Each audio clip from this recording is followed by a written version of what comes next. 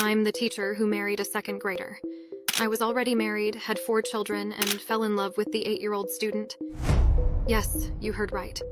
My case is hard to believe, but there is more. I also became pregnant by him twice.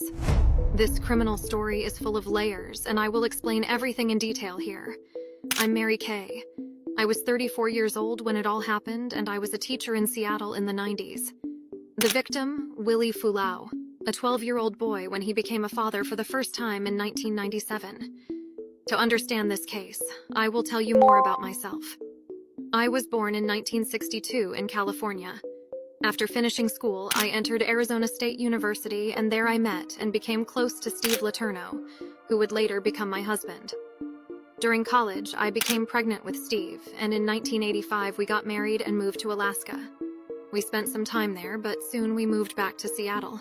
We arrived in Seattle, and I started working as a teacher at a school in the city of Bering, which is a smaller town on the Seattle side. Both other teachers, other colleagues of mine, and the students themselves at the time described me as a good teacher. In 1991, it's when Willie Fulau enters this story, 8 years old at the time. I became his teacher. We began to become very close at that time. He really liked to draw, and I bought him art materials and even gave him some private lessons. But at the time, when he was in 2nd grade, it was just a relationship between teacher and student. We kept in touch over the years, and in 1995, he became my student again, this time in the 6th grade. At that moment, I was 34 years old and he was 12. This time we started to get even closer.